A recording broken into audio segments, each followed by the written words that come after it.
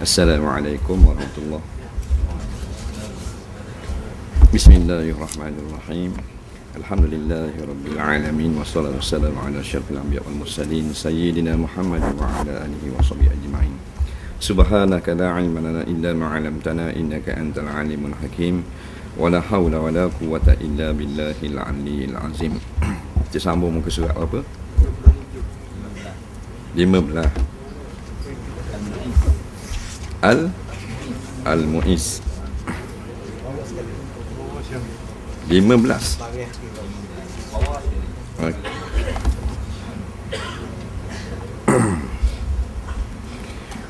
Qala al-mu'allif wa rahimahullahu ta'ala wa nafa'na wa iyyakum bi'ulumihi fid dharain amin ya rabbal alamin. Kata pengarang rahimahullahu ta'ala, Al-Mu'izz, yang menjadikan ia Allah akan kemuliaan bagi mereka yang menghendaki ia Allah daripada sekalian makhluknya. Al-Muzillu, yang menjadikan ia akan kehinaan bagi mereka yang menghendaki ia Allah akan mereka daripada segala hamba Allah. Kita sambung lagi tentang Asma'ul Husna, iaitu nama-nama Allah di dalam Al-Quran yang sangat sempurna. Nama seterusnya iaitulah Al-Mu'iz dan Al-Muzil. Dia kebanyakannya dia berpasang. Dia sepasang. Jadi minggu lepas kita tengok Al-Khafidu War-Rafi', iaitu Allah yang merendahkan, Allah juga yang mengangkatkan. Malam ni kita dengar Al-Mu'izzu dan Al-Muzillu, dia sepasang. Al-Mu'iz maknanya yang memberi kemuliaan, Al-Muzil maknanya yang memberi kehinaan. Maksud beri mulia itu, Allah jadikan seseorang itu mulia. Maksud beri hina itu, seseorang itu jadi hina. Jadi banyak di dalam Quran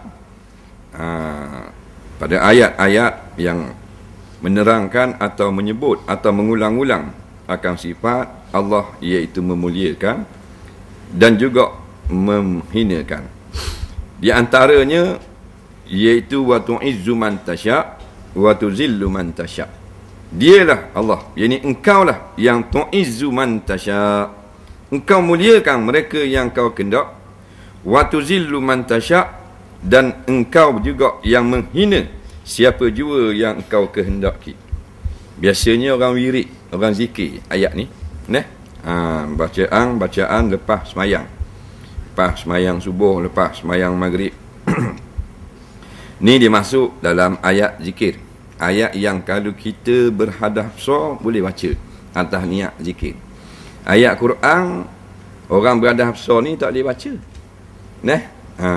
tak boleh sebut di mulut, melainkan zikru, melainkan doa. Kalau ayat tu menjadi doa, maka kita baca ayat Quran atas nama doa boleh. Ayat tu datang dalam hadis menjadi wirid atau zikir, atau dianjurkan oleh Rasulullah SAW supaya kita buat zikir, maka boleh baca ayat tu ketika berhadap besar. Boleh. Tapi jangan niat baca Quran. Wa tu'izzu man tasya wa tuzillu man tasya biyadikal khair. Selalu kita baca Tok Imam Kapung. Makna kalau mu nak jadi mulia, orang hina jadi mulia. Dan mu beri mulia. Sebab kemuliaan sebenar di sisi Allah. Kita cari barang-barang tak ada. Kemuliaan sisi manusia. Wa tuzillu man tasya, mu lah yang memberi hina orang yang mu pilih. Dah siapa dia hak Tuhan pilih? Kau pandai dia. Nak pilih siapa-siapa pun. Jadi kalau kita nak kemuliaan, minta atau cari daripada orang yang mulia sungguh dan orang yang boleh beri kemuliaan, iaitu Allah Subhanahu wa ta'ala. Jadi kemuliaan yang sebenarnya paling mulia Allah, kerana dia Al-Mu'iz, dia yang beri kemuliaan, maka dia paling mulia. Kerana dia boleh beri orang lain menjadi mulia. Sebab tu dia kata walillahil izzat, dan bagi Allah sebenarnya milik al-izzah, iaitulah kemuliaan.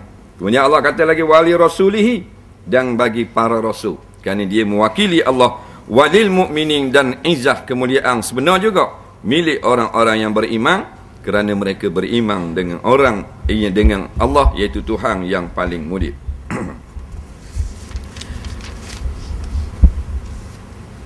Jadi kemuliaan macam manakah yang dimaksudkan, yang Allah beri mulia kepada siapa yang dia kehendak? Dan kita nak jadi atak lah, biar Tuhan beri mulia atak kita. Maka kata ulama, innal ladzi ya'izul insan haqqahu wa ta'atihi li rabbih. Sesungguhnya kemuliaan yang sebenar yang ada di sisi Tuhan dapat kepada seorang manusia ta'atuhu li rabbih, iaitu taatnya hamba kepada Tuhan. Di situ terletaknya kemuliaan. Situ lah. Dan ni nak mulia tak nak buat guana kan? Kalau atas dunia kita nak mulia tak, piti banyak piti banyak soh lalu. Nak orang malu selalu. Biar jahat macam orang pegang umum. Nak pakak besar. Pakak besar kan hormat lalu. Biar zalim pun. Tak salah. Maka kita boleh mencari kemuliaan, iaitu ta'atuhu, iaitu taatnya hamba li rabbih, kepada Tuhan. Siapa banyak taat, banyak mulia. Kurang taat, kurang mulia. Kalau tak taat langsung pada Allah, dialah makhluk yang paling hina. Maka Allah dialah yang memberi kemuliaan kepada wali-walinya, yakni kekasih-kekasihnya, dengan mentaati akan perintah Allah. Sebab tu orang jadi wali bukan dengan sebab pangkat besar. Orang jadi wali bukan dengan sebab piti banyak. Tak ada lagi. Kita baca dalam manakib wali-wali, cerita-cerita kisah para wali. Dia ni jadi wali sebab mah dia banyak. Tak tahu jadi wali. Dia ni jadi wali sebab dia ni seorang raja. Tak. Kerana taat. Maka Allah gelar wali dia kerana dia terlampau taat kepada Allah. Maka Allah beri pula penjagaan kepada para walinya sehingga dapat menjaga atau mengelokkan ibadah kepada Allah. Lebih lagi, pakat kau tinggi. Orang pakat tinggi dah, ada juga rendah tinggi. Para wali tu dia ada rendah tinggi pula. Atas dasar ibadat belaka ketaatan kepada Allah. Bila Allah kasih pada seseorang dan Tuhan nak muliakan, maka Tuhan beri keampunan kepada dia. Sebab tu bila Tuhan beri ampun, dia juga adalah mulia di sisi Allah. Maka barang siapa yang mengkali atas zikrullah, Allah akan jadikan dia itu di dalam, maknanya sempadan kemuliaan. Dengan zikir. Dan Tuhan akan jadikan di dalam hati-hati manusia rasa hebat kepada orang. Sebab apa? Dah dia kuat zikrullah. Orang dulu dia berebut benda ni, berebut pakat. Orang dulu. Dia ni berebut pakat kau. Jadi dah sama dia. Dah sama. Orang dulu dia berebut pakat di sisi Allah. Dia berebut pakat takwa, berebut pakat sabar, berebut pakat mengenai zikrullah, pakat ingat kemati. Berebut tu. Kita berebut pakat dunia. Badi tewas ada hak bodek bah, hak ni tak boleh bah, ni tak boleh naik pakat bah. Hak ni berat danang bah. Hak kita molek kita okey. Hak ni naik dia. Dah satu kenaikan je tahun tu, hak layak 6 orang. Badi tewas. Mu cocong aku cocong menak, naik pakat. Pakat penting tau. Penting apa? Naik pakat, piti naik. Dia gitu. Jadi pitih juga jadi Tuhan. Dia nombor satu sekali. Nak tak kita gaji naik, pakat tak naik? Nak. Mana nak pakat naik, gaji kau turun, gaji naik, pakat kau turun. Mana nak? Gaji naik. Pakat turun daripada khani turun pisbah. Tapi sebulan 14,000. Nu pengarah daripada khani naik pengarah. Lepas tu gaji 600. Ni kita nak. Pakat pengarah. Nak office bar. Apa? 14,000. Jadi kita nak pakat ke sebenarnya nak iti? Nak piti. Nampak tak? Ni muka-muka cari piti lagi ni. Nampak? Tapi ingat ke Tuhan. Dia tak mau cari piti, dok ingat Tuhan. Faham? Tak ambuh gitu. Nak kata kita muka tak cari piti, pelawak tak? Muka cari piti dan salah. Salah apabila tidak ada bagi yang cari akhirat. Situ baru salah. Nak. Cari juga kemuliaan, bolehlah tinggi sekali pakai benda tinggi sekali. Tinggi sekali materi ya. Nak, dah mati tak materi? Mati. Lepas tu mati bawa tak? Pakai. Dak, dia buat atas mata. Betul tak? Dia buat atas mata, lepas tu buat keliling khanda dia. Orang pun mari nak melawat, tengok tak pakur. Lepas tu sebut dalam TV, hak ni AMN, hak ni apa benda PJK, hak ni UPSR, hak ni JKK.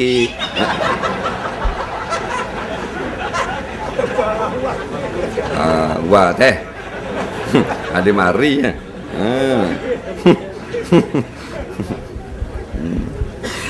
Nah, nak tahu dia ada tak ada. Dia sedaging tau.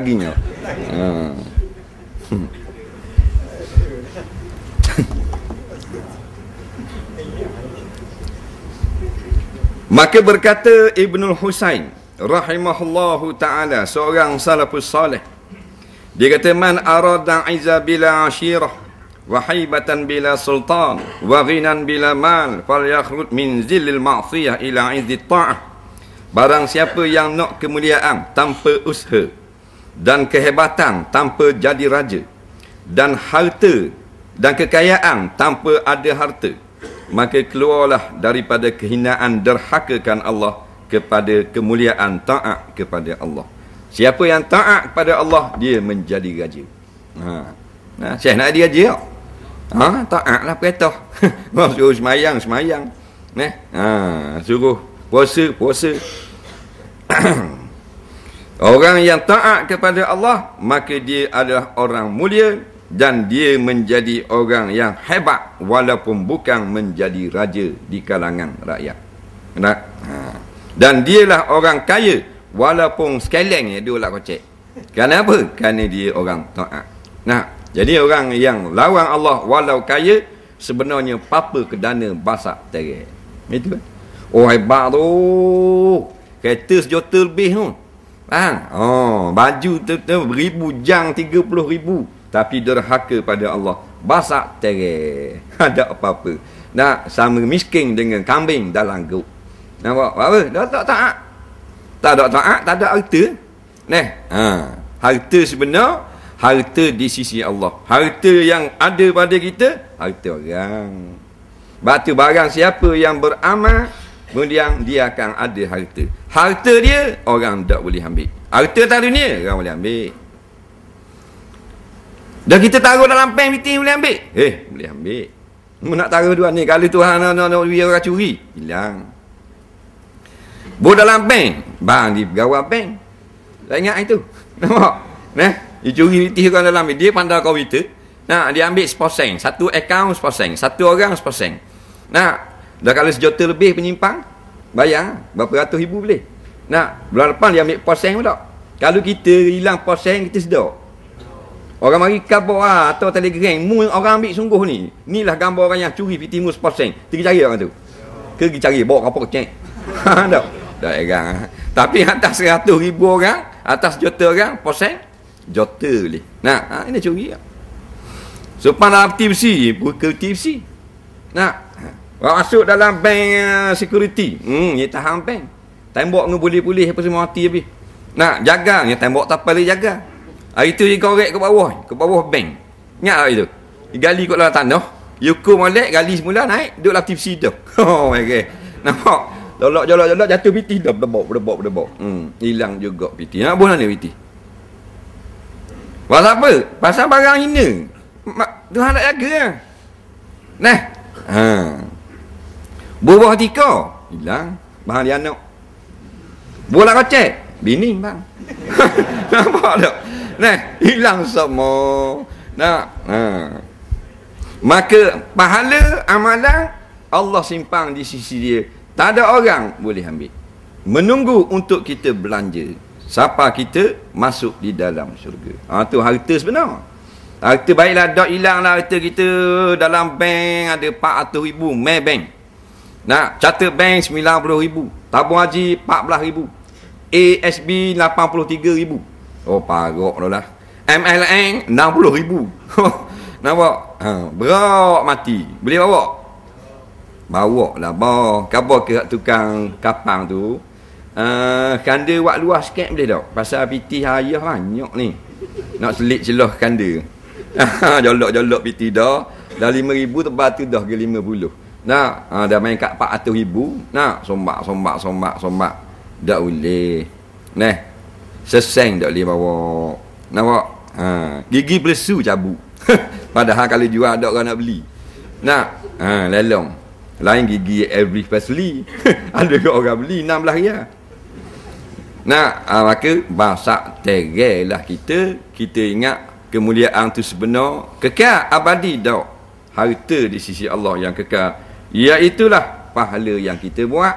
Allah simpan, tak ada orang boleh rebut. Nak, dah kereta tukar nama lah. Nak, dah nama ayah mati dah, tukar nama lah. Kat JBJ masuk Puspakong ada surat mati, surat pulih, tukar nama orang hidup pula. Dah tanah dah boleh bawa. Nak, mok pegang dah gerang. Masa ayah masuk air tu, mok cari dah gerang. Baru masuk air, baru lengang ayah. Dah masuk air CU lagi. Nampak, baru buat biasa. Cari dah gerang malam tu, cari, bos tepat. Cadang-cadang kot mampu kerah lagi, senang. Dah. Mok go jahat sok mok. Berkata Ibnu Athaillah di dalam kitab hikam beliau yang masyhur, in arata an yakuna laka izzan la yafna. Jikalau kamu nak kemuliaan bagimu yang tidak binasa, fala tasta'izzanna bi'izzin yafna, maka jangan kamu cari kemuliaan dengan kemuliaan yang binasa. Cakap orang tasawuf dia gitu lah. Kalau mu nak kemuliaan yang tidak binasa, maka janganlah kamu cari kemuliaan yang binasa. Nampak? Bunda maksudnya kemuliaan yang tiada binasa, iaitu kemuliaan daripada kemuliaan atau kaya daripada segala asbab-asbab, dengan kita beriktimat, bergantung hati dengan musabbibul asbab. Ini cakap-cakap ulama. Nak, batu cakap-cakap ulama ni kita boleh sarah dah habis sampai bila-bila. Dia kata al-izzul ladzi la yafna wal ghina 'anil asbab bil i'timan ala musabbibul asbab. Nampak? Kemuliaan yang tidak binasa makna hati kita kaya, iaitu tidak berhajat sedikit pun daripada segala asbab-asbab keduniaan. Ni pitih dengan kedar, dengan kesenangan, dengan pakak, dengan kerja, dengan apa, hak tu kosong belaka dah hati. Tetapi al-i'timad, kita bergantung sungguh kepada musabbibil asbab, Tuhan yang menjadikan pitih, yang menjadikan harta, yang menjadikan segala-galanya. Nah, maka kalau kita bergantung kepada musabbibul asbab, Tuhan yang menjadikan sabab, kita tidak akan rebah dulu kini selamanya. Kerana Allah hidup yang tidak mati. Bergantung kita dengan makhluk, maka makhluk rebah, kita rebah. Nak, ni gagah kedudukan dia, gagah. Nampak apa? Orang dia naik. Orang dia naik, menang baru ni ngundi jadi esko pula. Orang kanan gagah. Nak, dia dulu pakai orang dekat Lenny Harrier bah. Faham tak? Pasal apa? Pasal hak dia bah, hak dia ikut sama tu menang pilihan raya. Naik jadi esko pula. Faham? Dah projek banyak Nak takkan orang kandang pakai orang dekat sama. Kau Toyota Harrier bah, Recon 165,000. Nenggau. Berat semusim kalau. Nampak? Orang lain pula bahan projek mepeh pula. Apa? Dah gantung di asbab. Bukan gede tak boleh bekerja dengan orang boleh, jangan gantung ke dia. Nak kerja dengan orang boleh. Nak, jangan hati gantung dia. Duk berasa gagah dengan sebab dia gagah. Nak, tu baru turun jawatan. Dah kalau mampu kerah, jeng terus awak-awak. Nak, Kerana yang Allah ni yang menjadikan segala asbab, bakin la yafna, yang kekal abadi, tiadalah akan mati sampai bila-bila.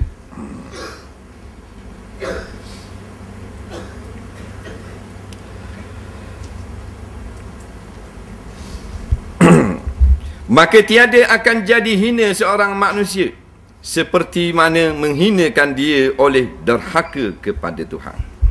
Maknanya kalau kita miskin, dak hina lagi. Dak orang pakai hina belaka, dak hina lagi gitu. Faham? Pasal di sisi Allah mulia. Nah, orang kata dia lah yang paling hina di dalam negeri Terengganu. Dia dapat nombor 1 paling hina. Wah, nampak? Buat pertandingan. Pasal dia paling miskin, dak hina. Walaupun keluar CJ daripada PBB, dialah yang paling miskin, dak hina kau. Kerana kemiskinan bukan hina. Kalau kemiskinan hina, Nabi hina. Kalau Nabi miskin. Betul orang hina orang miskin, orang hina para Nabi. Dah kata kita kaya ni ke mana ni? Banyak ngak piti ni. Bakar lah. Kan gitu bodoh. Jangan bakar. Bahasa dia cakap bodoh gitu. Bila kita kata maknanya kaya itu tidak tidak kekal abadi, iwak cakap bodoh. Cakap ni dah piti banyak pakar lah. Dia cakap gitu. Kena bodoh sikit. Faham tak? Ada pula cakap bukan orang suruh bakar. Faham? Bukan suruh bakar kereta rumah besar apa semua. Tak. Tapi ingat, jangan duduk perut waktu. Waktu sementara sahaja. Jangan bergantung hati. Dan kita senyap duduklah kotak, balik awal. Gagah lagu mana pun, mu wakil ayat ke masko ke menti besar ke, dah mari seorang Tok Syekh tu balik awal. Orang lain mari boleh tahan kira. LHDN mari boleh tahan kira lagi. Lembaga hasil dalam negeri 3 orang mari pakatan. Assalamualaikum. Tengok. Ketor. Nampak? Tak bayar cukai. Boleh bayar lagi. Berhutang baris pun boleh bayar. Minta saya dak langgar dak nak bayar ni 75,000 ni cukai ni, saya ni niaga dak jadi dah. Jadi nak minta bayar seorang boleh buat surat. Nampak? Jadi akhirnya turun 600 bulan bayar. Boleh tahan kira lagi. Mari TMB nak kerak metal. Dah imbang ni lagi. Nampak? Boleh bincang gitu gini, bincang ini nak kerak-kerak kau. Tarik api orang sebelah, pinjam sekejap. Boleh tahan kira lagi. Mari benda lagi. Mari pulih, mari rumah. 3 surat sama ekor. Dak bayar blacklist. Boleh bayar. Boleh jual gelang bini lagi. Tapi mari seorang Tok Syekh ni balik awal kita. Syekh mana? Syekh Hamid Kapunibung. Tu tak? Jadi tukang mandi habis cerita lah. Nampak? Tutup dah. Game over. Tak usah nak sekang joystick dah jalan lah. Game over. Mana tukang mandi mayat mari di rumah, habis lah. Nampak? Dia bisa pergi pengarah TMB, bisa pada Perdana Menteri. Nampak? Dia mari, Assalamualaikum. Salam dia. Syekh nak mari mandi ayah. Okay. Ayah duduk mana? Ada dapur. Nampak kita tengok. Tentang ada apa-apa. Tu orang bisa sekali. Ke mana? Ada orang bisa dia. Dah tukang mandi mari. Tutup buku lah tuan rumah. Hebat. Sadar. Tak gerak bolbo bak buah. Mana lah tu? Tengok jadi kelak nesang tuan rumah. Buku dengan kain putih. Lapik dengan daun pisang. Jeng. Macam nak jadi ikan bakar pula.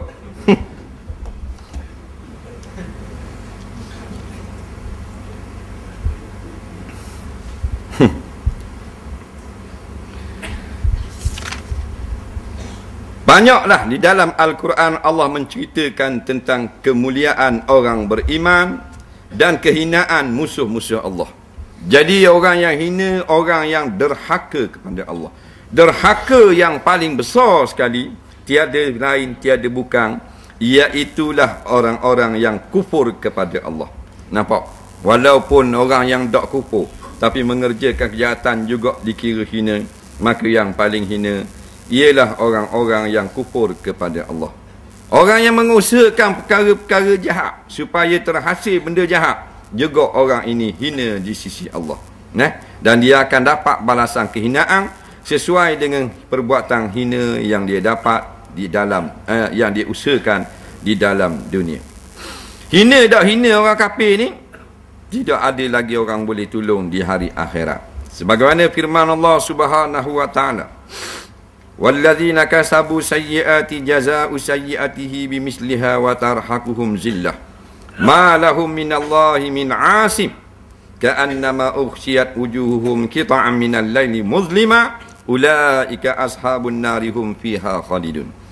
Orang-orang kafir yang kerja mereka tiada lain sehari-hari mengusahakan kejahatan dan maksiat, maka balas jahat orang-orang kafir ni seumpama perbuatan mereka hina di dalam akhirat nanti. Tidak ada mereka daripada Allah sedikit pun pertolongan, seolah-olah muka mereka ditutup dengan kegelapan daripada malam akibat daripada zalim mereka itu. Mereka itulah penghuni neraka jahanam yang kekal mereka di dalamnya. Dalam ayat yang lain Allah menceritakan lagi kehinaan orang-orang kafir ni. Mereka mengaku sendiri bahawa kafir mereka itu lawan Islam ni hina sebenarnya. Walau anna ahlaknahum bi'azabin min qabli laqalu rabbana laula arsalta ilaina rasula fanattabi'a ayatika min qab an nadhilla wa nakhza. Kata orang-orang kafir, jikalau bahawasanya kata Allah, jikalau menghancurkan mereka itu atau menimpakan akan mereka itu dengan azab yang membinasakan mereka itu, maka mereka akan berkata, wahai Tuhan kami, bapa dah atar rasul, bapa dah atar nabi, bapa dah atar orang ngajar kampung kami boleh ikutlah mung, kami ikut tunjuk mung. Dan maka kami tidak akan menjadi hina pada hari ini. Mana ngaku. Jadi orang yang lawan Islam, dia ngaku dia jadi hina. Tapi dalil ni gini, alasan dia. Bapa dah atar rasul, padahal rasul je 315 orang seluruh dunia. Nabi 124,000 orang menurut hadis yang masyhur. Tu baru Nabi. Sahabat ramai lagi. Ulama orang ngajar ustaz ramainya. Jadi tak ada alasan. Dah guna dak mayang, dak mandai mayang. Tak ada orang ngajar pelawak. Mai tak ada orang ngajar. Orang dulu-dulu koklah kalau nak pergi duduk pindah mana-mana nak buat rumah, cari kat dekat dengan orang ngajar. Dulu-dulu learning kalau nak beli rumah biar dekat dengan 7-Eleven, dekat dengan sekolah, dekat dengan klinik, senang. Surah mula. Surah. Nampak? Dak mustahak mana tu? Dengan orang ngajar mana dak mustahak. Beza orang dulu orang learning. Learning nak senang. Nak dekat dengan sekolah, dekat dengan tempat kerja, ada kemudahan-kemudahan asas. Ada api, ada air. Biar hati gelap pun tak ada lampu. Bapa tak ada atar Nabi. Kalau orang lain ni, bapa tak ada ustaz ngajar, bapa tak ada orang alim khabar, bapa ulama ada pesan. Mana kami tahu? Pula dah nak jawab gitu bila-bila. Dah guna mau buat gini ni sekian hari bulan ni. Jalan kubur. Dah nak mana tahu? Nak tahu. Tak nak jawab gitu. Kau tergantung. Anda tahu. Kapok isu tu. Tak tahu. Maka ketarah banyak orang lain boleh dengar orang ngajar. Macam-macam surah dia. Rata-rata orang tepek poster. Surah ni yang akidah, surah ni tafsir, surah ni tajwid, surah ni fiqh, surah ni hadis, surah ni sirah, surah ni macam-macam boleh jadi ilmu kepada kita. Dak pergi juga. Kau makan gaji satu kau. Ini makan gaji kerajaan, bukan semua. Dia pandai gitu, baik pagi makan gaji. Balik makan gaji kenyang. Nampak? Balik di rumah. Main dengan anak bini, malang bawa anak bini pergi makan kedai gitu. Awal bulan, tengah bulan tak lebih dah. Waksik orang. Ni bukan semua, sebahagian. Kita pergi ngajar di jabat-jabat, kita ditanya malam-malam ada ngajar-ngajar kok di surah. Ditanya balik. Bermakna tak pergi surahnya dia. Jadi kalau ada pengarah dia panggil ustaz-ustaz pergi ngajar di jabat, alhamdulillah. Nah, tapi tak banyak ah. Kita buat kajian di pejabat ni dalam 30% di Terengganu atau 25% saja pejabat hak ada mengajar.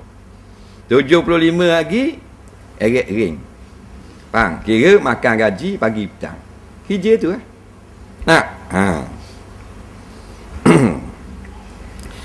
dia tanya lah masalah lah di pejabat-pejabat kerajaan. Dia tanya lah begini masalah gini. Lepas tu kita dah berapa kali seminggu. Kita seminggu, kita dah buat seminggu, kita buat sebulan sekali. Oh sahur ngak orang pejabat kalau sebulan sekali, tak hari. Dah macam malam-malam pergi suruhan dia tak pergi tu malam. Boleh dia tak pergi. Makanan rohani, makanan jasmani pagi petang. Orang masuk kerja jabat kalau petir dia pergi tak jabat? Kita tulis MC sebab petir. Tengok. Atau kilat. Nampak? Pergi. Nah, overtime, siap overtime. Nak. Out station. Kenapa? Pergi. Nah, tapi orang ngajar dekat rumah dia tak pergi. Nak, ada bodoh. Kata bodoh, kerja jabat. Nah,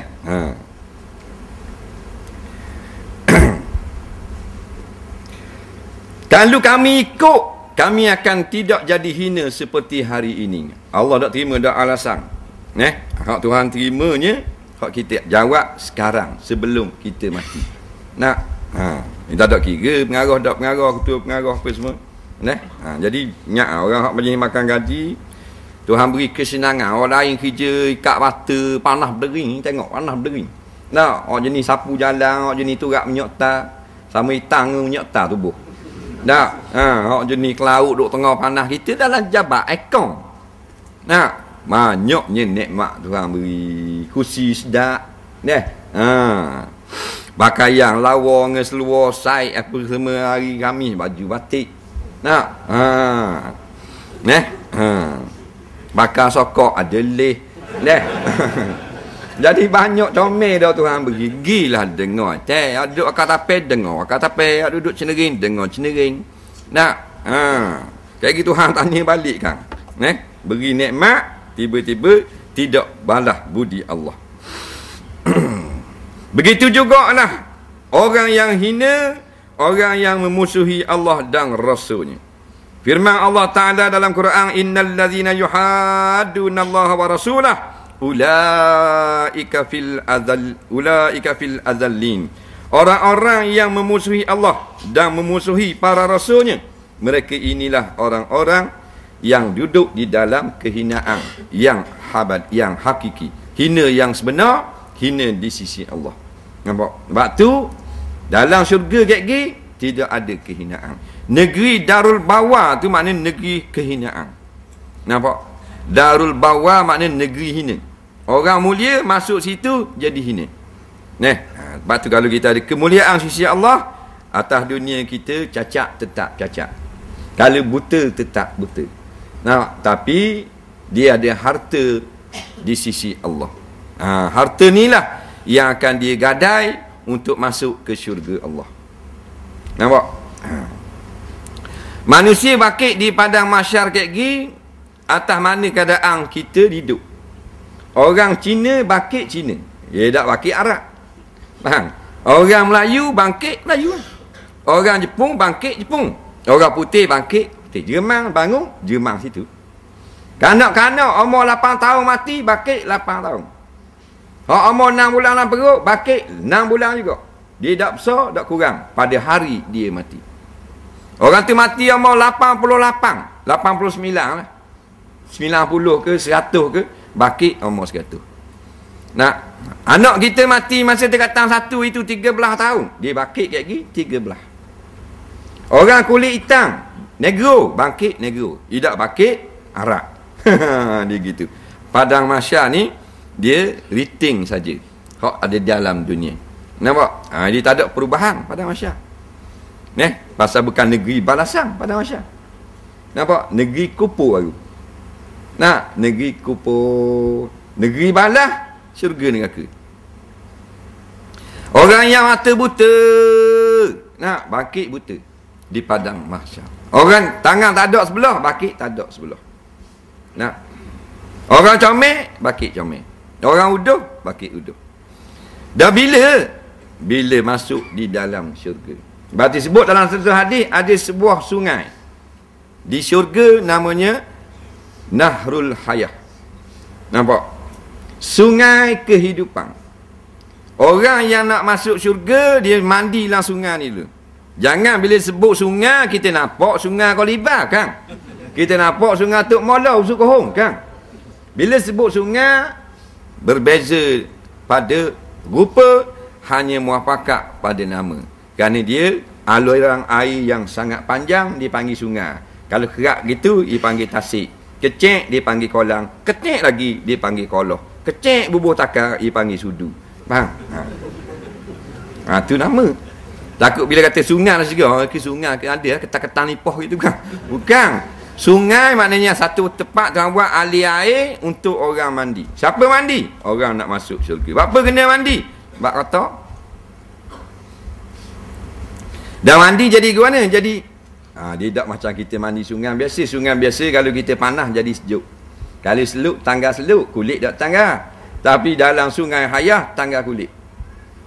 Orang kulit hitam, negro. Nampak? Kalau hidup tengah minyak tar, kan nampak minyak tar. Tak jumpa lagi dia. Maka bangun daripada sungai ni, putih selah. Nampak? Kemerah-merahan bercahaya. Orang buta mandi, mata celek. Orang pekak, jadi dengar. Orang cacat, jadi sempurna. Oh, hebat sungai ni. Kalau ada sungai ni, dia terang tengok. Nak jumpa sungai ni, tengok. Mana orang Kepung lalu. Naik Kepung lalu. Hak negeri Terengganu. Masuk RM50,000. Nah, tak. Bayar RM50,000. RM50,000 kita bayar. Umur kita 50. Kalau mandi sungai Hayah, tak. Keluar kalau lelaki jadi 30, perempuan 17. Nak berebut. Nak masuk sungai Hayah. Kalau ada di ni. Haji Zul depan kali. Nak jadi muda. Nak tak? Nak apa tak ambuhnya. Nak. Tak ambuh jadi muda. Sungai ni siapa tua masuk. Budak umur 6 tahun masuk. Mandi. Bangun 30 kalau lelaki. Budak puan umur 4 bulan masuk dalam tu. Sungai bangun 17 tahun. Tok Nyang kita tua dah masa kita mati. Umur 99. Esok nak sambut birthday. Beli dah liling. Malam ni mati kejut. Tak? 99 kurang sehari 100. Maka bangkit dari kolam ni 17. Sehingga kita tengok. Tak kenal. Dia tegur kita. Mak. Tak kenal lah hamba. Tok Nyang kita. Nak kenal ke mana? Sweet 17. Mata sabung. Jadi sambung minggu depan. Wallahu a'lam.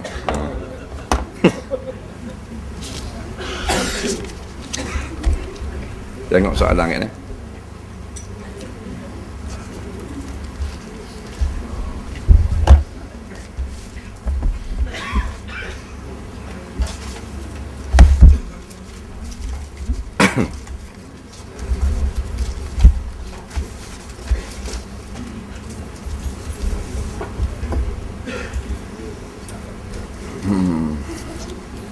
Soalan yang pertama. Kalau saya sujud atas garisan mozaik, sah ke tak? Sujud atas garisan mozaik mana pula ni?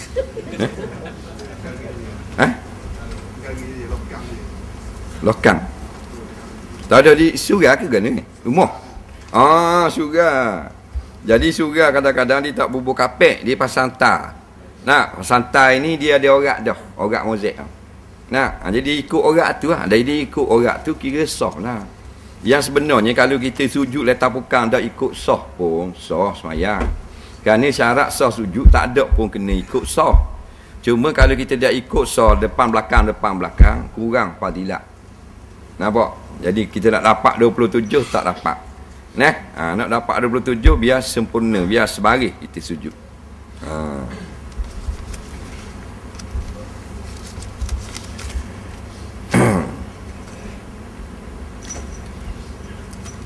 Adakah boleh sekiranya keluar bermusafir hari Jumaat selepas subuh untuk jamak takhir waktu Zuhur dengan Asar? Masalah semayang pula. Masalah musafir yang ada kaitan dengan sebelum subuh dan selepas subuh ni, pendapat yang muktamad di dalam mazhab Syafi'i, apabila kita musafir selepas daripada waktu subuh dah, maka wajib solat Jumaat. Apabila kita berlepas musafir itu sebelum solat subuh, tak wajib solat Jumaat. Apa maksudnya?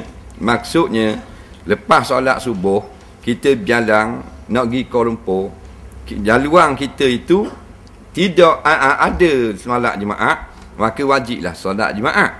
Tapi walaupun kita keluar lepas subuh, tidak ada tempat nak buat solat Jumaat, maka tak wajib juga solat Jumaat. Faham? Kalau kita tak boleh tangguh ataupun bertolak sebelum subuh. Kerana kenderaan zaman ini tak macam dulu. Dulu ni jenis jalan naik kereta berhenti sejik. Ini kadang-kadang jalan ke atas. Nak pukul 8 pagi flight, nak ke atas. Nak tolak tiket ni tak boleh. Nak pasal apa? Flight ke New York kat pergi pukul 11 umpamanya. Nak kalau naik esok New York tak ada pukul 11. Nak hari Rabu depan pula. Jadi walaupun lepas subuh gugur juga solat Jumaat. Lepas tu masalah jamak takhir dia kait situ. Bila kita wajib solat Jumaat, maka kita kena jamak takdim saja Jumaat dengan asar. Tak boleh jamak takhir. Orang yang gugur Jumaat sebab musafir baru boleh jamak takhir sampai masa Jumaat, tak solat Jumaat. Sekarang semayang asar dalam waktu asar serta dengan zuhur. Soalan seterusnya.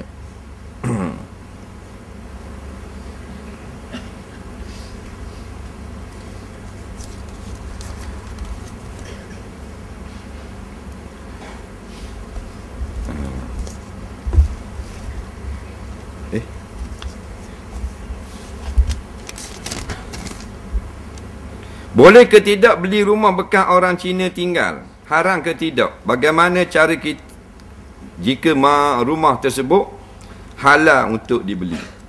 Jadi rumah tu rumah Cina duduk, dia nak beli. Jawabnya, tidak ada pun dalam syarat sah jual beli, tak boleh rumah orang kafir. Boleh. Kita beli tau pekong boleh. Nak gereja boleh beli. Kalau kata rumah, dia bukan kait dengan Cina, kait dengan Melayu. Dia kait dengan najis. Jadi rumah tu boleh beli. Walaupun dia buat rumah tu tempat pemeliharaan anjing. Dengan syarat, kalau kena najis mughallazah, wajib bersihkan. Kena basuh dengan seluk. Tak tahu Cina orang kafir ni dia beli anjing ke tidak? Sunat basuh. Tak wajib. Tahu dah beli anjing. Tapi tak tahu kena kat mana. Memang biasa adatnya anjing kecil atas rata, maka wajib kena basuh rata. Dah tak tahu bilik mana, suti rumah kena basuh. Dia gitu. Boleh beli, kena basuh. Kan tak boleh beli. Sebelum saya dapat keputusan SPM baru-baru ini, saya ada niat nazar nak puasa sunat. Kalau boleh keputusan yang molek. Lepas tu, boleh keputusan molek. Saya pun puasalah. Boleh tak? Mana ni mengong. Dia nazar kalau boleh SPM molek, dia nak puasa sunat. Boleh SPM molek, dia pun puasa sunat. Boleh tak tanya? La ilah Allah. Ngakak aku ni mengong. Bolehlah, sakit sungguh mu ni. Dia soalan tu tak kena dah. Patut saya nazar nak puasa sunat kalau boleh SPM molek.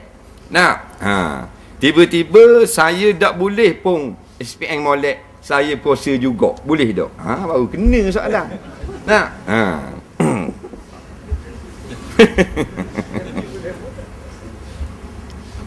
Saya berasa nak makan nasi, saya pun makan nasi. Boleh tak? Soalan. Nampak? Atau lah internet. Lama ni nak papoh orang. Mungkin dia tak kerti nak tanya dah. Molek lah, wajib lah. Bukan molek, wajib. Dah munazar, wajib kena tunat. Nampak? Boleh putusan yang baik. Nak rezeki Allah tu. Dia pun nazar nak puasa sunat. Maka dia pun puasalah. Puasa tu jadi wajib sebenarnya. Sebab tak boleh kita nazar nak puasa sunat. Kalau kupas SPM tahun ni, aku bernazar nak start puasa Ramadan. Tak jadi gitu. Kata waktu kalau mula 15 pun wajib kat puasa Ramadan. Soalan seterusnya. Apakah balasan kecilkan hati mak ayah?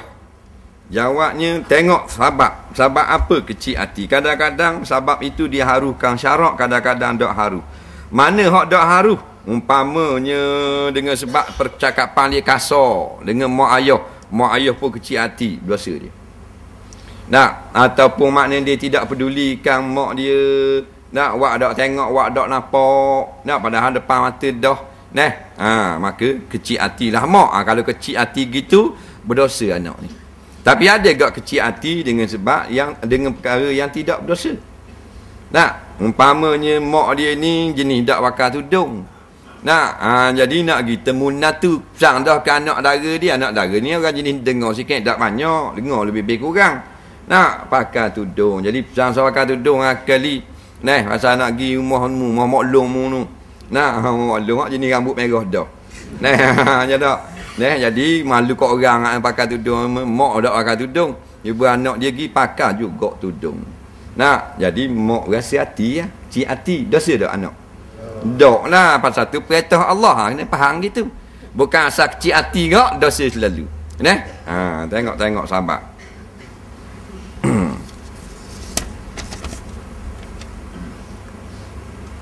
Apakah terima semayang seorang itu kalau dia tidak belajar ilmu usuluddin? Kita ulang balik.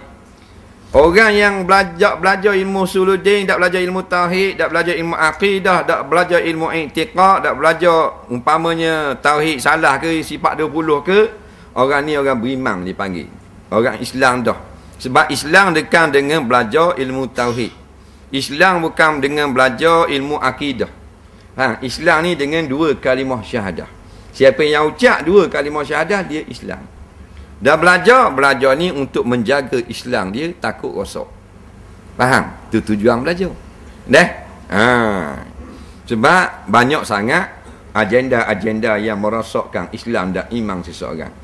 Kalau bernasib baik walaupun dijahil hukum-hukum tauhid, bernasib baik selamat dia di akhirat. Tapi galiknya kalau tidak ada ilmu, mudah rosak. Kerja mudah tak jadi. Iaitu belajar bukan nak sekadar dia tu jadi Islam sungguh. Belajar supaya dia dapat jaga agama dia, akidah dia tidak jadi murtad. Sebab banyakkan ni orang budak-budak nak jadi murtad tidak sedar. Nak kondeng Rasulullah. Dia kata kuda Nabi uduh sepangkaan lawa kuda lain-lain ni dengan kuda Nabi. Jadi kafir kata gitu. Dah tak belajar. Kau tunjuk ni contoh selipar Nabi ni. Uduh sangat lipan Nabi. Kafir terus, tandan jerak. Dia tu nak tahu tak kira tahu tak tahu. Faham tak? Pasal apa? Mudah belajar ilmu usuluddin. Usuluddin bukan nak mengesakan saja. Tak, belakang tu dia ada menjaga akidah daripada rosak.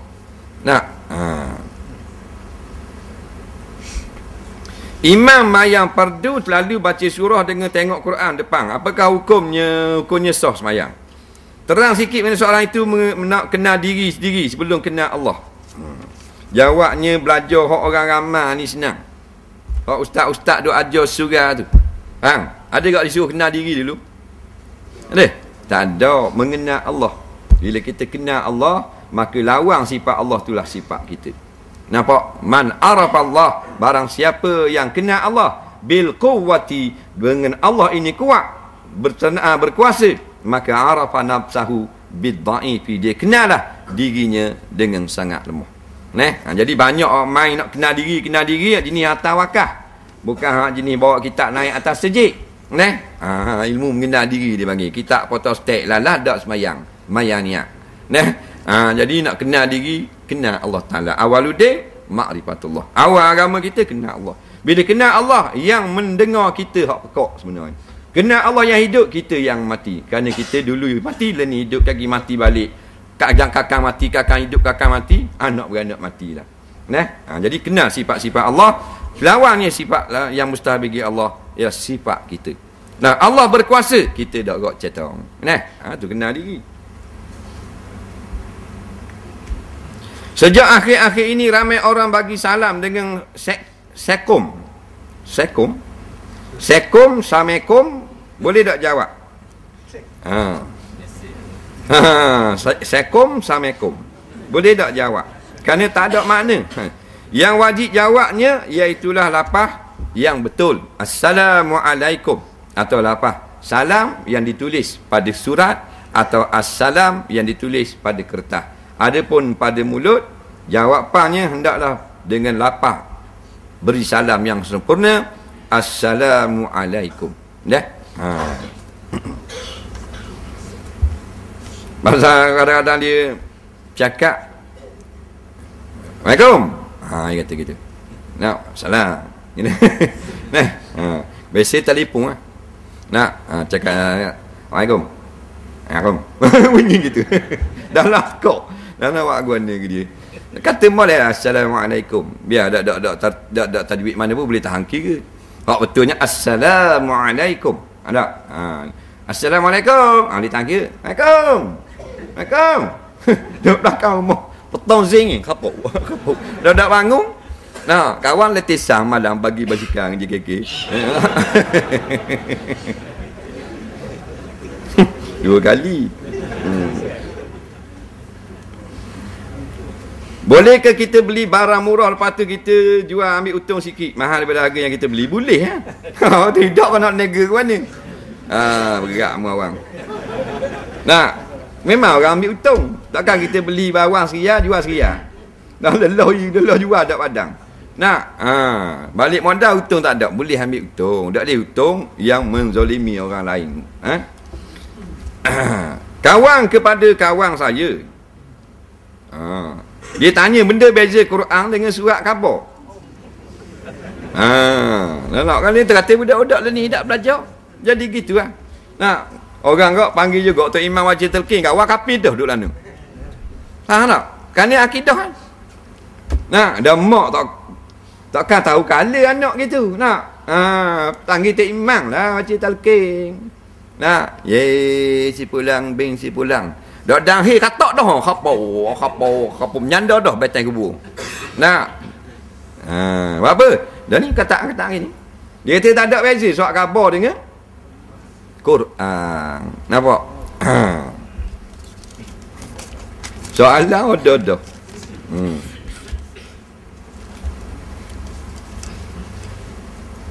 Ada pula banding kalam Allah dengan kalam manusia. Surat khabar orang tulis.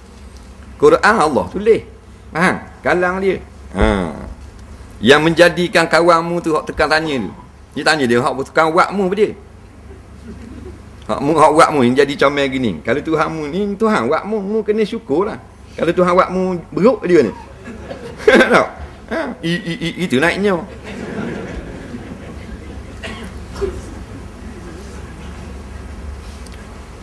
Saya selalu melakukan onani. Bukan saya lah, mung. Macam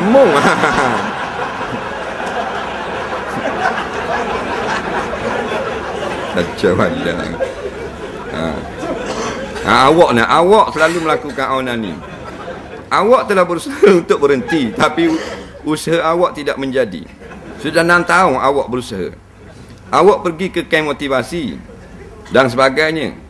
Awak ingin melakukan taubat nasuhah, tapi takut mengulangi. Apakah jalan penyelesaian bagi masalah awak ini? Allah Rabbi. 6 tahun dah. Jadi Nabi kabur lama dah. Ya ma'syaras syabab, wahai orang muda-muda.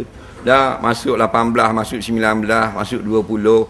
Jangan tunggu lama. Manis tata aminkumul ba'ah fal yatazawwaj. Faham? Orang yang ada dah sedikit belanja, nikah lah. Jangan tunggu berapa 20 hang umur. Nak, ni apa umur 23 tu tak nikah lagi.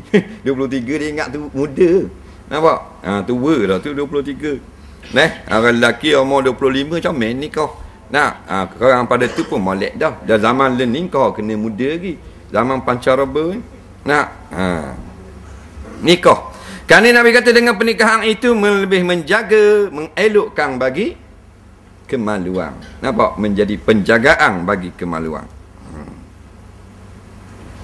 Pakaian saya terkena air mani. Memang dah kaki. dicuci bersama pakaian yang lain. Apakah semua pakaian itu bersih? Pakaian yang terkena mani perlu diasingkan? Jawabnya, air mani ni dia bukan najis, dia suci. Kalau mani najis, manusia najis lah. Pasal kita asal mani. Daripada mani jadi tangan, jadi jari, jadi hidung. Asal air mani kan?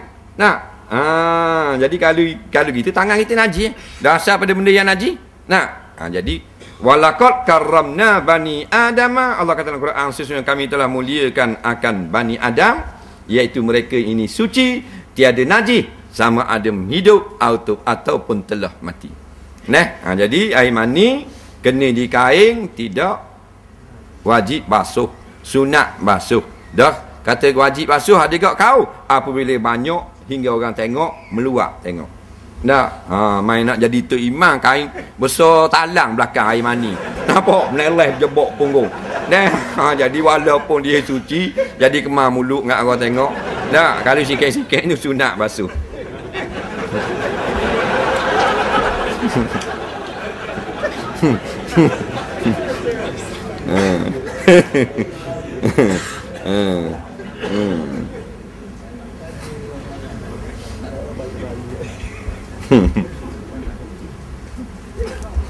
Ibu saya sudah berumur 58 tahun dan telah kematian ayah selama 7 tahun. Umur 58, ayah mati 7 tahun dah. Dan ingin berkahwin semula. Bagus kan? Ayah 7 tahun dah mati, mak umur 58 nak kahwin. Masalahnya ustaz, kakak mak ni ialah mak saudara saya juga. Dah memang dah. Kakak mak memang mak saudara yang khabar tu. Mereka melarang sungguh-sungguh tidak beri kahwin dengan alasan tidak molek didengar orang. Nampak apa pula lah Allah. Dan kata kalau kahwin tidak akan cara dan tidak akan mari rumah mak. La ilaha illallah. Nak buat gua ni. Ni jahat belaka ni. Mak umur 58. Muda lah 58. Tua hok nu 88. Hok buat buku baru ni. Tu baru tua. Jadi ayah 7 tahun dah mati nak kahwin. Alhamdulillah, dia balik kepada fitrah. Comel kan ni. Tapi masyarakat Melayu ni bengong. Nampak? Haprak. Dia kalau orang tua nak nikah, dia marah. Lain kawan tu dah nak bangun bokok lapang. Dah anak-anak kadang-kadang jarang balik dah duduk rumah sendiri apa semua, kawan seorang duduk cakap nak tengok gusti mu. Seorang diri. Tengah malam takut. Jadi nak nikah. Jadi kakak-kakak ni kata tak molek. Tak molek macam-macam lah ni. Nikah apa kak tua dah lah beginilah, bahasa galak gatal lah begini-begini. Batu ugut pula kalau nikah juga tak mau cara, tak mau mari di rumah mak. La ilaha illallah, ni kita jahat. Jangan cara ke dia. Biar dia adik-beradik kita pun. Nampak? Kan ini hak diri kita di hadapan Allah Ta'ala kat gini. Nampak? Kerana hak kahwinan adalah hak Allah, bukan hak manusia. Nampak? Dia tak tegar, kita kena tegar kerana dia adik-beradik kita. Nampak? Tapi kita dulukan hak Allah, dan hak nafsu kita, kerana Tuhan akan tanya nafsu kita. Dan bila kita menikah, kita telah memegang satu lagi hak yang telah diwajibkan oleh Allah, iaitulah berbaik dengan pasangan.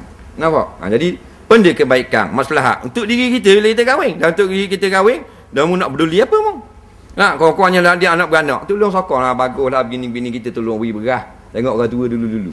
Kalau dengar ni kau orang ni mari atas beras, mari atas ni, hak ni mari atas gini, orang ni mari tolong ni, orang ni mari atas papang suruh buat gerak. Tu molek kau dulu-dulu.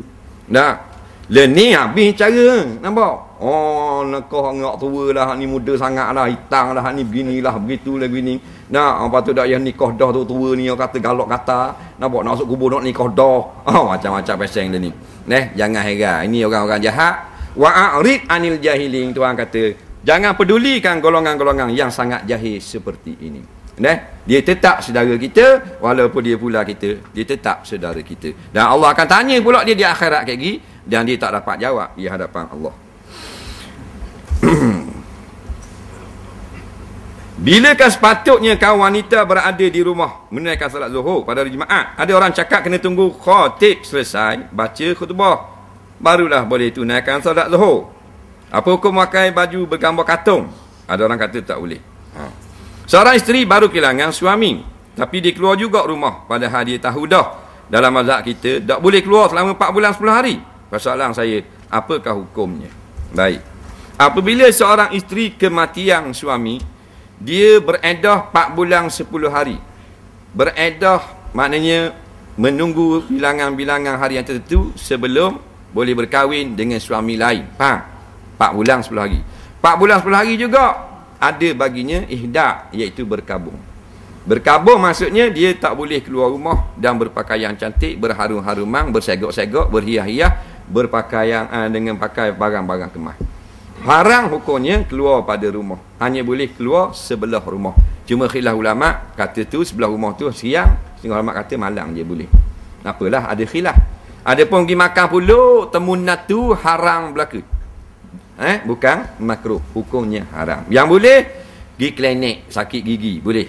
Nampak? Atau pergi hospital pasal sakit perut. Nak. Atau dia ni dak pergi kerja, dak pergi jual, tak ada piti nak makan anak-anak. Laki mati dah. Maka dia pun jual sayur pasal boleh tu jual sayur walaupun dalam edah wafat kerana keperluan. Balik dari singgah main papan gelosor patah batu urut tak boleh. Lepas tu akhirnya dia kata puang kalau hari Jumaat masa mana boleh mayang lohor, sebab ada orang kata kena habis mayang Jumaat dulu baru boleh rapang mayang lohor. Dengar molek. Lepas tu pakar kita kata dulu kini selamanya. Bila kita kata bukan fatwa kita bukan mufti. Kerana ni kesilapan yang banyak sangat berlaku. Salah faham daripada dulu lagi. Orang duduk bahas dah benda ni. Rupa-rupanya tak mengaji. Bila mengaji terang tu lagi tak jujur barang yang sama. Kita Iqna berkata gini, kita Bujarimi berkata gini. Kita sama saja. Cuma orang kapur ramanya tak mengaji, salah faham. Orang puang bila masuk waktu lohor dia boleh semayang lohor pada Jumaat bila-bila masa dia nak. Lohor 1.5 dia boleh semayang 1.5, 1.45, pukul 2, 2.5, pukul 3 sebelum lagi masuk waktu asar. Sama ada orang tak mayang Jumaat lagi, orang tengah mandi nak pergi mayang Jumaat, asal lohor dia boleh semayang. Orang tengah baca khutbah, nampak? Tok khatib balik rumah mandi junub semula baru baca selama semula, tak ada masalah. Orang sudah dah mayang Jumaat, orang baru nak rahib basikal balik di rumah, boleh berlaku. Dia kata tak boleh, salah faham. Dalam kitab fiqh hanya sebut sesaja orang laki-laki yang wajib Jumaat tak boleh semayang lohor di rumah, melainkan kena habis orang semayang Jumaat dulu. Hak tu ada. Nampak? Lari tak jauh kita pegangan. Lari tak. Ulama kata orang laki-laki yang wajib mayang Jumaat tak boleh semayang lohor, tak sah, melainkan kena habis Jumaat dulu. Maka putus asa pada semayang Jumaat baru sah mayang lohor. Orang laki-laki yang tak haji Jumaat, orang laki-laki musafir, orang laki-laki sakit, orang laki-laki tunggu orang sakit, tak, orang tak haji Jumaat sama macam rapang juga, bila masuk tu lohor boleh semayang lohor selalu. Jadi yang kena tunggu orang habis Jumaat dulu, orang laki-laki yang wajib Jumaat tapi tak pergi Jumaat. Tu saja. Soalan terakhir, apakah boleh memakai, apa hukumnya memakai baju bergambar katung? Ada orang kata tak boleh. Tak boleh tu lagu mana? Ulama-ulama menyebut bahawasanya memakai pakaian bergambar ini harus ada kalanya haram, ada kalanya makruh. Hak mana harus? Nampak? Gambar kereta. Harus. Gambar benda. Gunung ganang. Gambar air terjun. Gambar bunga. Jenis baju berahi gambar.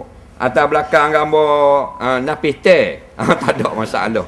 Depan mesennya. Tak ada masalah. Hukumnya harus. Jadi minyak gitu. Yang kata makruh gambar-gambar bernyawa yang tidak haram dilihat. Gambar katung. Nampak? Nampak? Gambar katung. Dan kalau gambar haram, gambar yang haram dilihat. Orang puang lelaki duduk tenyung gambar. Banyak kan ni baju bandar tak belakang. Gambar aurat orang puang pakai bikini tak belakang. Boleh ada mayang Jumaat. Maka haram lihat, haram pakai. Makruh gambar bernyawa tapi tidak haram. Nah, macam gambar kartun depan SpongeBob, belakang Ultraman. Nah, kadang-kadang orang lelaki dewasa dia pakai gambar kartun belakang. Dok puang ni pakai gambar teddy bear belakang. Nah, hak tu haram dak lihat gambar beruang itu, kartun beruang. Dak haram, makruh pakai. Dah makruh dosa tak? Dak berdosa. Jangan pakai baju kosong, molek pakai baju kosong. Jadi hak haram gambar-gambar minum arak. Ada kan baju bandar gambar arak. Iklan arak, bak wizard. Tu arak lah. Nah, tapi dia tengok lawa ada tulisan fong nimbo emboh gitu gini, beli juga 10 ya. Lawa punya pasal. Hukumnya haram kerana tu syiar yang diharamkan Allah. Itu arak. Jadi kalau gambar orang menyawa, kalau gambar dak menyawa harus gambar Broza, gambar bagi kereta, gambar kereta. Set Vespa, gambar Vespa belakang. Nampak tak? Orang burung main burung, gambar burung. Gambar menyawa. Burung haram tak lihat. Dak makruh. Ini baju budak-budak kan? Budak-budak ni tak ada hukum. Budak-budak dia lesen so.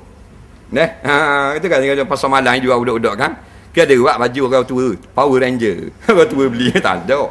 Budak-budak lah, Power Ranger, Superman, Batman, JKK Man. Wallahu a'lam. Jadi sebelum kita solat, kita diwakilkan untuk apa benda ni? Melancarkan suatu perkara barulah untuk surah kita ni. Dengan lafaz Bismillahirrahmanirrahim, saya melancarkan Facebook dan email surah Al-Ikhwan, flat Gelung Bila Pasir Panjang, Kuala Terengganu. Jadi Facebooknya nama surah Al-Ikhwan. Nampak? Nak masuk attack Jizo Facebook. Nampak? Ambil gambar sikit. Jadi start pada learning, surah kita ni ada Facebook. Jadi gunakanlah dengan bermanfaat. Nampak? Jadi nak tengok kuliah siapa malam ni. Esok dia pula. Subuh pun dia. Minggu depan siapa? Jadi ada belaka update. Tok Imam update diri. Ada JKK ni.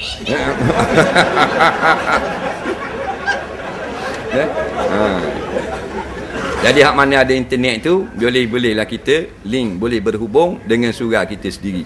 Nampak? Lepas tu pakak-pakak bubuhlah benda-benda yang bermanfaat. Semoga nampak menjadi bermanfaat untuk kita ambil kelebihan daripada nikmat Allah iaitu internet ini. Bismillahirrahmanirrahim. Allahumma anfa'na bima 'allamtana wa 'allimna bima yanfa'una rabbana zidna 'ilma rabbana atina fid dunya hasanah fil akhirati hasanah wa qina azabannar. Sallallahu sayyidina Muhammadin wa ala alihi wa sahbihi wasallam. Walhamdulillahirabbil alamin. Assalamualaikum warahmatullahi